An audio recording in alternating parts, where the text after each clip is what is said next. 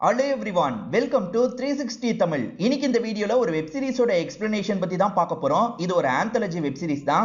Anthology web சீரிஸ்னா எல்லாமே கதை தனித்தனியா இருக்கும். ஆக்சுவலா சீசன் 2 தான் நம்ம பார்க்க போறோம். சீசன் 2ல மொத்தமா 4 கதைகள் இருக்கு. ஏற்கனவே 2 கதைகளை நான் எக்ஸ்பிளைன் பண்ணி போட்டிருக்கேன். அதே மாதிரி சீசன் 1ல 4 கதைகள் இருக்கும். அதையும் எக்ஸ்பிளைன் பண்ணி போட்டிருக்கேன். அதுக்கான லிங்கை டிஸ்கிரிப்ஷன்ல கொடுக்குறேன். இதை பார்த்து முடிச்சுட்டு அது பார்க்கணும்னு நினைக்கிறீங்கன்னா அதையும் போய் பாருங்க. அப்படி இல்லைன்னா ஃபுல்லா பார்க்கணும்னு நினைக்கிறீங்கன்னா ஆகா தமிழ்ல இருக்கு ஃபுல் வெப் சீரிஸை நீங்க பாத்துக்கோங்க. இந்த வெப் சீரிஸ்ல நிறைய ஆளுங்கெல்லாம் இணைஞ்சு நடிச்சிருப்பாங்க. எல்லாமே தனித்தனி கதையா இருக்கும். இந்த வீடியோல நம்ம 2 கதையை பத்தி தான் பார்க்க போறோம். எக்ஸ்பிளனேஷனுக்குள்ள போறதுக்கு முன்னாடி வீடியோக்கு ஒரு லைக் போடுங்க. அது மூலியமா இந்த வீடியோ இன்னும் நிறைய பேர்கிட்ட கொண்டு போய் சேர்க்கப்படும். இது கொஞ்சம் அடல்ட் கண்டென்ட் வெப் சீரிஸ் தான். அதனால பெரியவங்க மட்டும் இதை கண்டினியூ பண்ணி பாருங்க. மேற்கொண்டு டைம் வேஸ்ட் பண்ணாம நம்ம நேரடியா எக்ஸ்பிளனேஷனுக்குள்ள போயிடலாம். இந்த கதையோட ஸ்டார்டிங் சீனே நிர்மலான்னு ஒருத்தங்களை காட்டுறாங்க. இவங்க ஒரு டிபார்ட்மெண்டல் ஸ்டோர்ல தான் வேலை பார்த்துட்டு இருக்காங்க. இப்ப வேலைக்கு கிளம்பிட்டு இருக்கும் போது ஃப்ரெண்ட்ஸுங்க கிட்ட இருந்து இவங்களுக்கு ஒரு வீடியோ வருது. வீடியோ பாக்குறவங்க ஷாக் ஆயிடுறாங்க.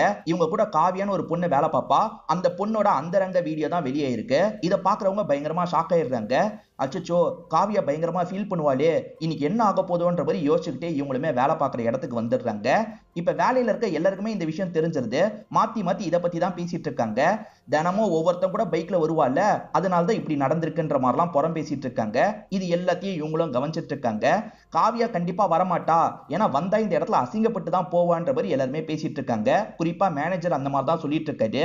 திடீர்னு பார்த்தா காவியா இந்த இடத்துக்கு வந்துடுறாங்க. எப்பவுமே வேலைக்கு வர மாதிரி கேஷுவலா உள்ள வந்துட்டு இருக்காங்க. இதை பாக்குற மேனேஜர் இருக்கார்ல, என்ன நீ பாட்டுக்கு உள்ள வந்துட்டு இருக்க, நில்லுன்ற மாதிரி வாசல் கிட்டே நிக்க வச்சிருந்தாரு. உன் வீடியோ வந்திருக்கு, இதுக்கப்புறம் நீ இந்த இடத்துக்கு வரக்கூடாது அப்படின்ற மாதிரி சொல்லிட்டாரு. அது என்னோட பிரைவேட் விஷயம், அது வெளியே வந்ததுனால என்ன பிரச்சனை, நான் இந்த வேலைக்கு வரதான் செய்வேன்ற மாதிரி இவங்க சொல்றாங்க. நான் ஓனர் கிட்ட வேணா பேசுறேன்ற மாதிரி சொல்றாங்க.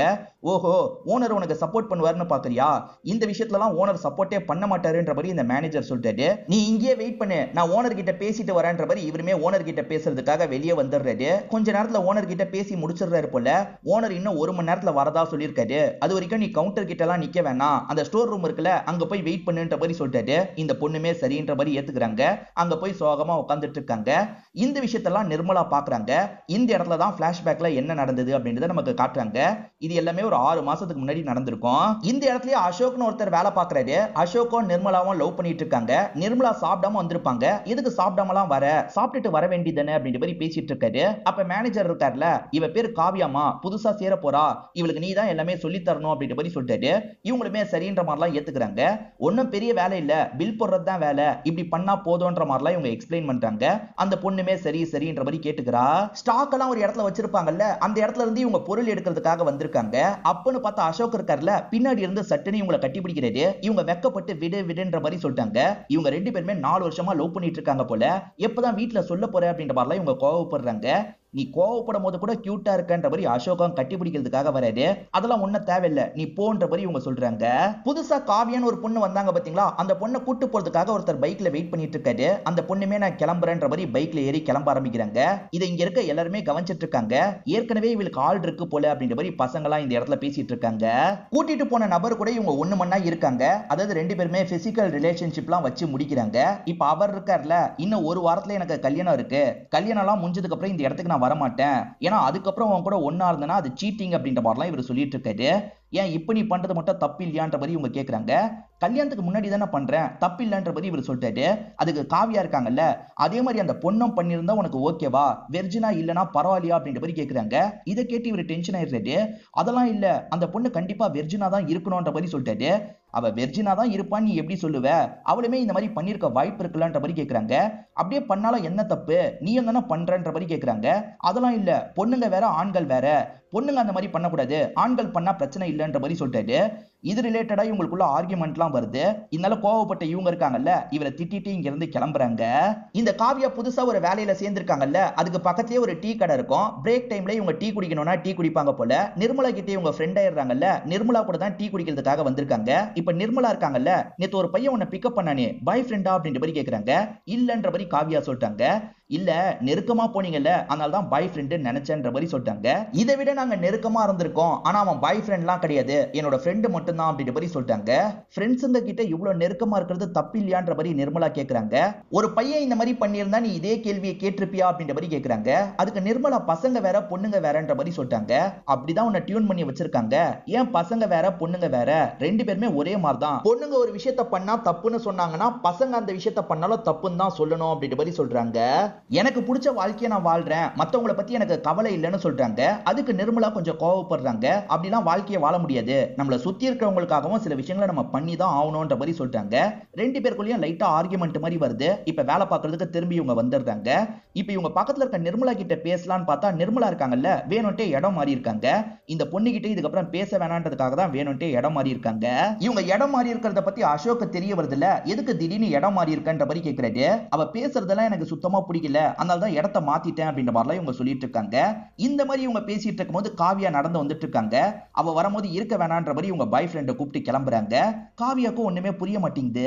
இப்ப காவியாவும் தனியா வேலையை பார்த்துட்டு இருக்காங்க.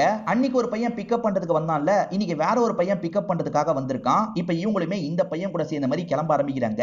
என்ன தினமும் ஒருத்தன் கூட போயிட்டு இருக்கா, இவன் நல்ல பொண்ணு இல்ல போல அப்படின்ற மாதிரி இங்க இருக்கவங்க எல்லாம் பேசிட்டு இருக்காங்க. இந்த பையனை பொறுத்த வரைக்கும் போட்டோகிராஃபி எடிட்டிங் ஒர்க் எல்லாம் பண்ணுவாரு போல. இப்ப இவர் பாட்டுக்கு ஒர்க் எல்லாம் பண்ணிட்டு இருக்காரு. இவங்க இந்த இடத்துல படுத்து தூங்கிட்டு இருக்காங்க. இவங்க அழகா தூங்கிட்டு இருக்கிறதை இவர் கவனிக்கிறாருல. இப்ப லைட் செட்டப்லாம் இந்த இடத்துல பண்ணிட்டு இருக்காரு. சில போட்டோஸ் எல்லாம் இவங்களை எடுத்துட்டு இருக்காரு. எடுத்த போட்டோஸ் எல்லாம் இவங்க கிட்ட காட்டுறாரு. சூப்பரா இருக்குன்ற மாதிரி இவங்க சொல்றாங்க. இந்த ட்ரெஸ் எல்லாம் போட்டு வா, இன்னும் சில போட்டோஸ் எடுக்கிறேன்னு சொல்லிட்டாரு. இப்ப நிறைய போட்டோஸ் எல்லாம் இந்த இடத்துல எடுத்துட்டு இருக்காரு. அதுக்கப்புறம் ரெண்டு பேருமே ரொமான்ஸ் பண்றாங்க.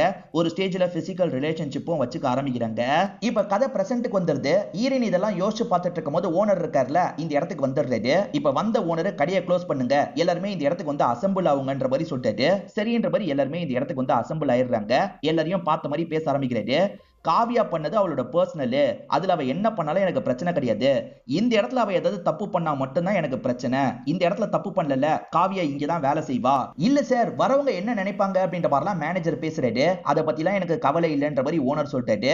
காவியா இங்க இருக்கிறது யாருக்காவது பிடிக்கலன்னா நீங்க வேலையை விட்டு போலான்ற மாதிரி சொல்லிட்டாரு. எல்லாருமே அமைதியா இருக்காங்க. இப்ப காவியா சோகமா டீ கடையில உட்காந்துட்டு இருக்கும் போது நிர்மலா பேசுறதுக்காக வராங்க. என்ன இறக்கப்பட்டு என்கிட்ட பேசுறதுக்காக வந்திருக்கியா, இவ்வளவு நாள் பேசல இப்ப மட்டும் எதுக்கு வந்தன்ற மாதிரி கேக்குறாங்க. இப்ப நிர்மலா சில விஷயங்களை சொல்றாங்க. இந்த மாதிரி என்னோட வீடியோ மட்டும் லீக் ஆயிருந்ததுன்னு வச்சுக்கோ, கண்டிப்பா நான் இந்த இடத்துக்கு வந்திருக்க மாட்டேன். கடையில இருக்கவங்களே நீ வரமாட்டேன்னு தான் நினைச்சாங்க, ஆனா நீ தைரியமா வந்துட்ட அப்படின்ற மாதிரிலாம் சொல்லிட்டாங்க. நான் எதுக்கு முதல்ல பயப்படணும், வீடியோவை லீக் பண்ணால அவன் பண்ணது தான் தப்பு, அந்த வீடியோவை மறைஞ்சு மறைஞ்சு பார்த்தாங்கல்ல அவங்க பண்ணது தான் தப்பு, இதுல என் மேல என்ன தப்பு இருக்குன்னு கேக்குறாங்க. நீ யோசிக்கிற மாதிரிலாம் என்னால யோசிக்க முடியல, எனக்கு தைரியம் பத்தல போல அப்படின்ற மாதிரி நிர்மலா சொல்றாங்க. உனக்கு தைரியம்லாம் இருக்கதான் செய்யும், ஆனா இந்த மாதிரிலாம் யோசிக்கவே கூடாது, இப்படிதான் பொண்ணுங்கன்னா யோசிக்கணும்ன்ற மாதிரி உன்னை கட்டமைச்சு வச்சிருக்காங்க, அதுதான் பிரச்சனைன்ற மாதிரி சொல்லிட்டாங்க. இவங்க சொல்றதெல்லாம் இவங்களுக்கு கொஞ்சம் பிடிக்க ஆரம்பிக்குது. இப்ப இவங்க கூட சேர்ந்த மாதிரி தான் பேசிக்கிட்டே நடந்து கடைக்கு போயிட்டு இருக்காங்க. இந்த விஷயத்தெல்லாம் அசோக் பார்த்து பயங்கரமா ஷாக் ஆகுறாரு.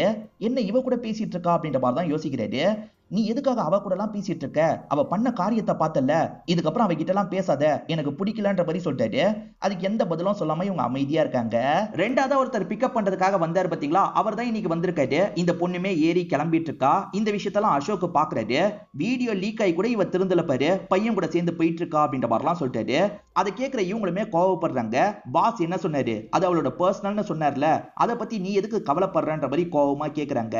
என்னதான் காவியா வெளியே தைரியமா காமிச்சுக்கிட்டாலும் உள்ளுக்குள்ள சோகமா தான் இருக்காங்க. இந்த விஷயத்தை கூட்டு வந்த நபருமே கவனிக்கிறாரு. அவருமே ஆறுதல் சொல்ற மாதிரிலாம் பேசிட்டு இருக்காரு. சரி விடு, எல்லாம் சரியா போயிடும்ன்ற மாதிரி சொல்லிட்டாரு. வீடியோவை எத்தனை பேர் பார்த்திருப்பாங்கன்னு இவங்க கேக்குறாங்க. ஒரு 5000 பேர் பார்த்திருப்பாங்கன்னு இவர் சொல்லிட்டாரு. பொய் சொல்லாத, உண்மையை சொல்லுன்னு கேக்குறாங்க. சரி ஒரு 25000 பேர் பார்த்திருப்பாங்களான்னு கேக்குறாரு.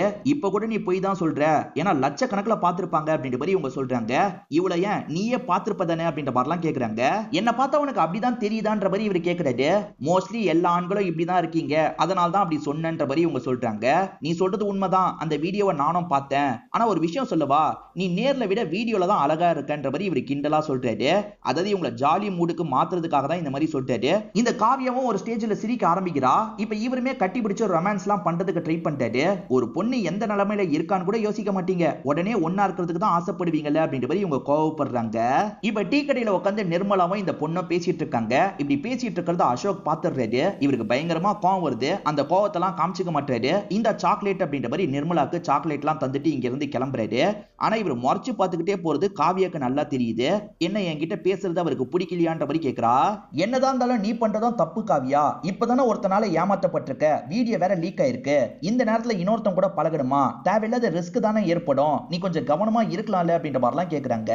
நீயே யோசிச்சு பாரு, அந்த வீடியோல நான் மட்டுமா இருக்கேன், வேற ஒருத்தனும் தான் இருக்கான். அவனை பத்தி யாராவது பேசுறாங்களா? அவனை நினைச்சு யாராவது கவலைப்படுறாங்களா? அவன் எல்லார்கிட்ட இருந்தும் மறைஞ்சு தான் இருக்கானா? அப்படிலாம் இல்லாம ஃப்ரீயா தானே சுத்திட்டு இருக்கான். அப்புறம் என்னன்ற மாதிரி கேக்குறாங்க. ஆமால அப்படின்ற மாதிரி நிர்மலாவும் இந்த இடத்துல யோசிக்கிறாங்க. சரி, இந்த வீடியோவை லீக் பண்ணால அவனுக்கு எதிராக ஏதாவது ஆக்ஷன் மாதிரி எடுத்தியான்ற மாதிரி நிர்மலா கேக்குறாங்க. அவனை பத்தி யோசிக்கிறதே எனக்கு டைம் வேஸ்ட், நான் ஆக்ஷன்லாம் எடுக்க மாட்டேன்ற மாதிரி இந்த பொண்ணு சொல்றா. இவகிட்ட பேச பேச இவங்களோட பாயிண்ட் ஆஃப் வியூவே நிறைய மாற ஆரம்பிக்குது. இப்ப வீட்ல இருக்கும் போது இவங்க ஆட்டோ ஒரு Dress போட்டு ரெடி ஆயிட்டு இருக்காங்க. பாய் ஃப்ரெண்ட் வரதா சொல்லியிருப்பாரு, அதனால தான் இப்படி ரெடி ஆயிட்டு இருக்காங்க. வரவரு நனைஞ்சு வராரு. இவங்களுமே துண்டை வச்சு தொடச்சலாம் விட்டுட்டு இருக்காங்க. அப்படியே ரொமான்டிக்கா பக்கத்துல போய் கிஸ் பண்றாங்க. அவரும் பதிலுக்கு கிஸ் பண்றாரு. இது எல்லாமே இவங்களுக்கு வந்த கற்பனையா இருக்கும். சட்டுன்னு இவங்களுமே தூக்கத்துல இருந்து முடிக்கிறாங்க. எப்பவுமே இவங்க சுடிதார் தானே போடுவாங்க, இன்னைக்கு மாடர்ன் Dress போட்டு வந்திருக்காங்க. இவர் ஏதாவது சொல்லுவார்னு பார்த்தா எதுவுமே சொல்லாம இருக்காரு. இப்ப வேலையை முடிச்சுட்டு ரெண்டு பேருமே வீட்டுக்கு வந்துடுறாங்க. இன்னைக்கு பேரண்ட்ஸ் வீட்ல இல்ல, நீ வான்ற மாதிரி இவங்க கூட்டு வந்திருப்பாங்க. நீ உட்காரு, நான் சாப்பிட ஏதாவது எடுத்துட்டு வரேன்ற மாதிரி சொல்லியிருப்பாங்க. இவருக்கு போன் கால் வருது. இவரும் அட்டன் பண்ணி பேசிட்டு இருக்காரு. அப்ப இவங்க பின்னாடி வந்து சட்டுன்னு கட்டி பிடிக்கிறாங்க. இவருமே ஷாக் ஆயிடுறாரு. என்ன பண்ணிட்டு இருக்க, நீ ரொம்ப கெட்டு போயிட்ட அப்படின்ற மாதிரி சொல்லிட்டாரு.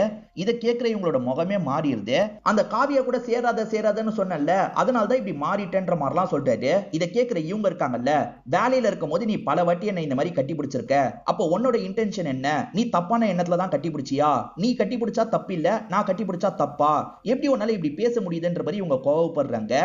பாத்தியா நிர்மலா, இது மாதிரிலாம் நீ பேசினதே கிடையாது, இப்ப வித்தியாசமா பேசுற, இதுக்கு காரணம் அவதான் அப்படின்ற மாதிரி சொல்றாரு.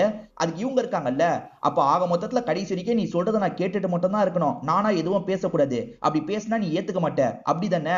இதுக்கப்புறம் உன் மூஞ்சில நான் முழிக்க விரும்பல, கிளம்புன்ற மாதிரிலாம் சொல்றாங்க. இப்ப வேலையில இருக்கும் போது இவர்கிட்ட சுத்தமா பேசாம இருக்காங்க. இவங்க பேசாம இருக்கிறத காவியா கவனிக்கிறாங்க. என்னாச்சு, ஏதாவது பிரச்சனையா அப்படின்ற மாதிரி கேக்குறாங்க. அதெல்லாம் ஒண்ணும் இல்ல அப்படின்ற மாதிரி இவங்களுமே சமாளிக்கிறாங்க. இவர் சாரி கேட்கறதுக்கு பக்கத்துல வராரு. இவங்க கண்டுக்காத மாதிரி நடக்க ஆரம்பிக்கிறாங்க.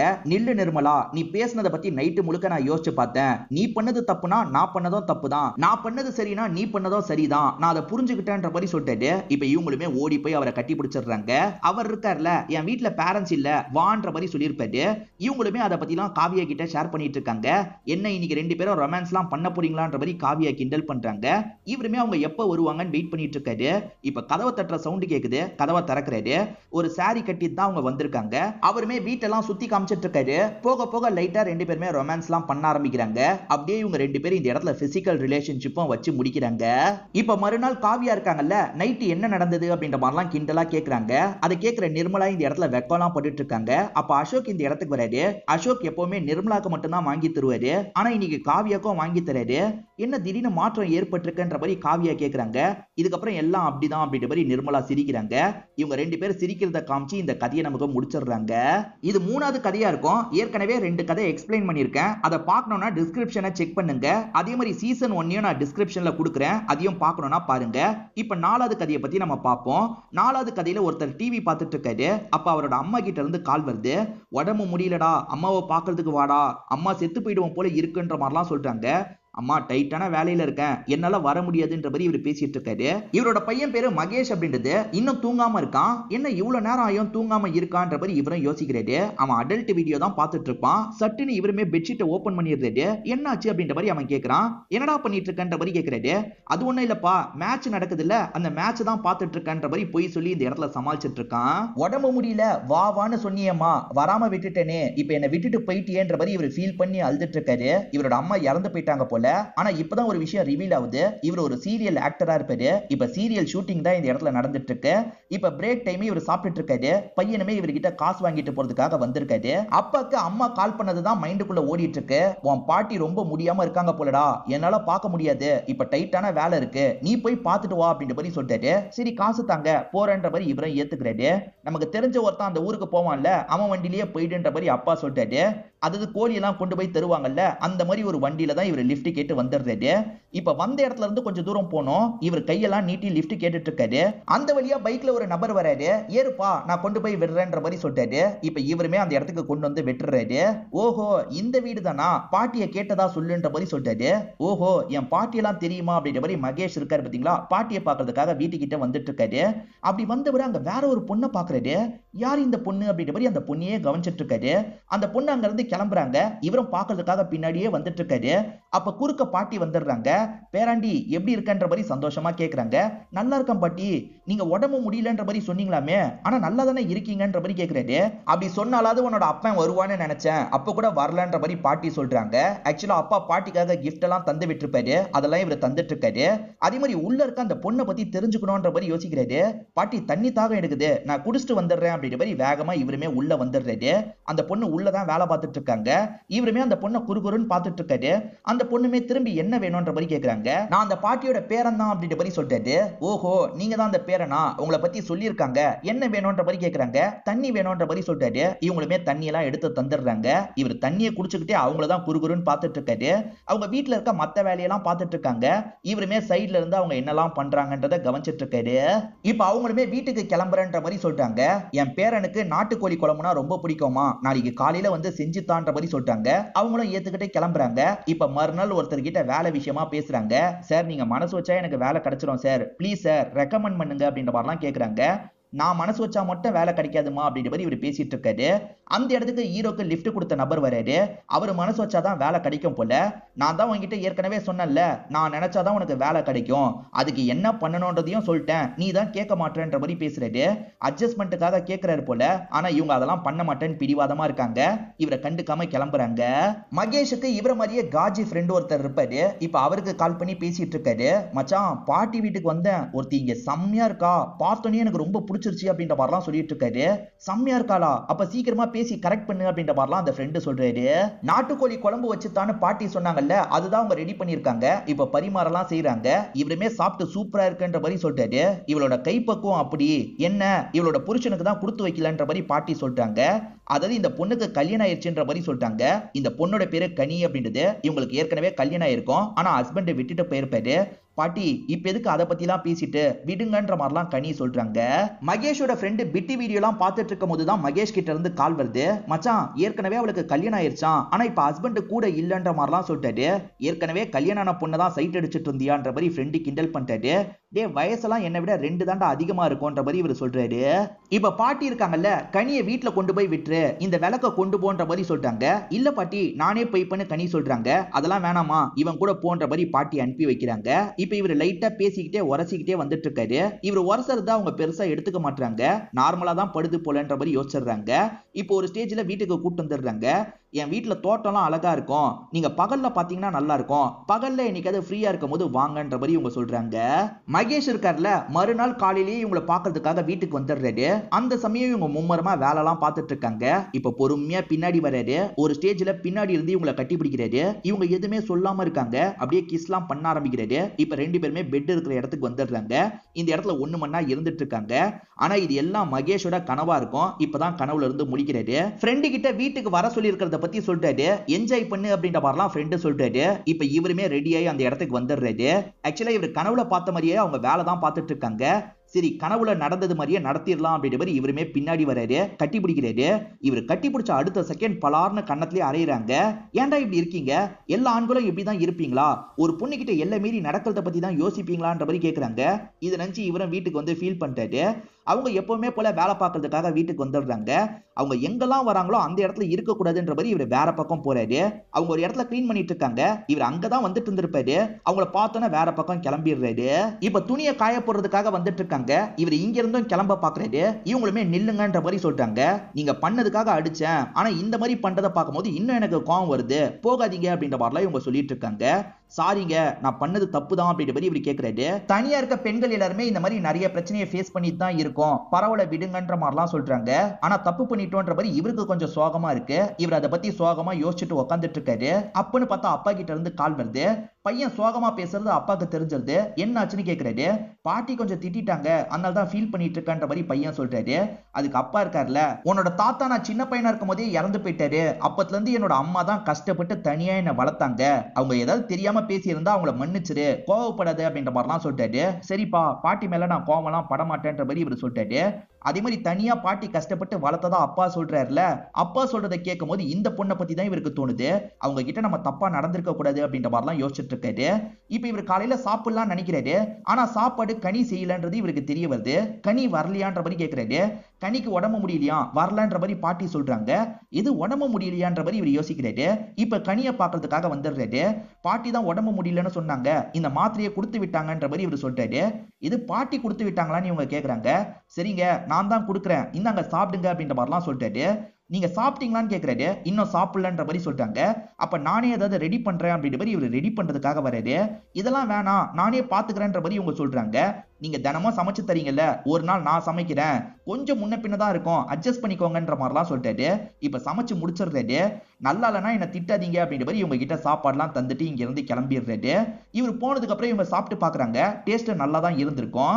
இப்ப மகேஷ் போன் யூஸ் பண்ணிட்டு இருக்காரு. இவங்க வந்தோன்னு நிமிந்து உட்கார்றாரு. என்ன போனை மறைச்சிட்டீங்க, என்ன கேர்ள் ஃபிரெண்ட் கிட்ட பேசிட்டு இருக்கீங்களா அப்படின்ற மாதிரி கனி கேக்குறாங்க. எது கேர்ள் ஃபிரெண்டா, எனக்கு கேர்ள் ஃபிரெண்ட்லாம் இல்லங்க, இப்ப பாட்டு தான் கேட்டுட்டு இருக்கேன் அப்படின்ற மாதிரிலாம் சொல்லிட்டாரு. இப்ப ரெண்டு பேருமே ஜெனரலா பேசிக்கிறாங்க.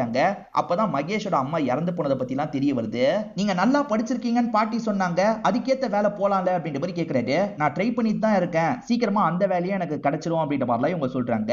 இப்ப வேற ஒரு நாள் இவங்க நடந்து வந்துட்டு இருக்கும் போது அவன் இருக்கான் பாத்தீங்களா, சட்டுன்னு இவங்களோட கையை பிடிச்சிடுறான்.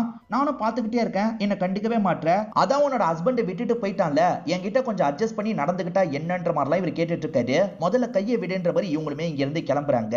இப்ப இவங்க வீட்டுல கொஞ்சம் சோகமா உட்காந்துட்டு இருக்காங்க. இவருமே இந்த இடத்துக்கு வந்து என்னாச்சு, ஏன் சோகமா இருக்கீங்கன்ற மாதிரி கேக்குறாரு.